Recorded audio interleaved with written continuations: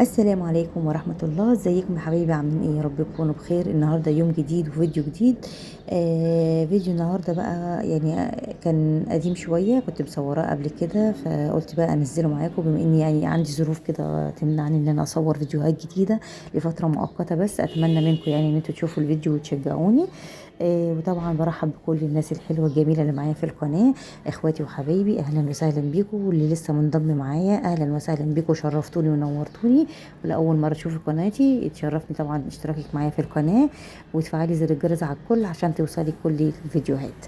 ونبدأ الفيديو بتاعنا بالصلاة والسلام على سيدنا محمد صلى الله عليه وسلم.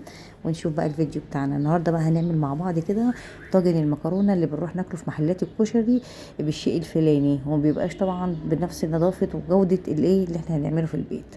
فنشوف كده هنعمله بايه بخطوات سهله وبسيطه، وهناخد مع بعض كده احلى طاجن مكرونه باللحمه المفرومه ممكن تاكلوه في حياتكم. اول حاجه كده انا جبت بصلتين كده حلوين كبار، وحمرتهم وحطيت عليهم اللحمه المفرومه عشان اعصجها. وبعد كده بعد ما اديتها تشويحه كده على النار، قطعت كده شويه طماطم وقرن فلفل، ممكن تحطوه حامي ممكن تحطوه رومي على حسب ما انتوا هتحبوا، يعني ذوقكم انتوا في الاكل. فهحطهم كده مع بعض وايه واقلبهم واسيبهم ايه على النار شويه لغايه ايه ما اللحمه تستوي.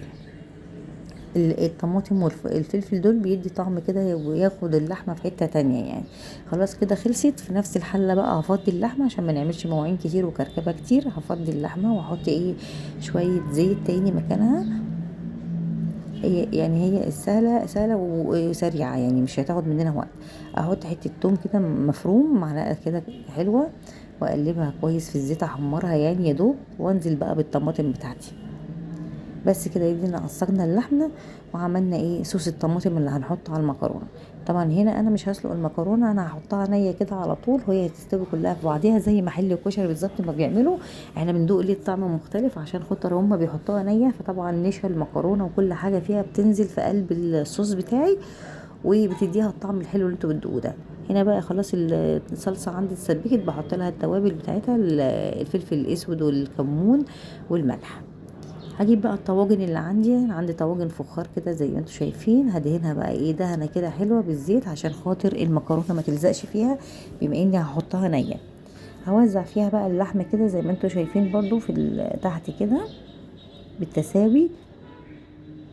وهحط المكرونه حطيتها نيه عندي، وحطيت عليها صوص ايه الطماطم زي ما انتم شايفين. هغطيها بقى بورق فويل وهدخلها الفرن، وهتفرج عندي زي ما انتم شايفين كده. مش هتقعد تقريبا ربع ساعه في الفرن، وبألف هنا وشفا.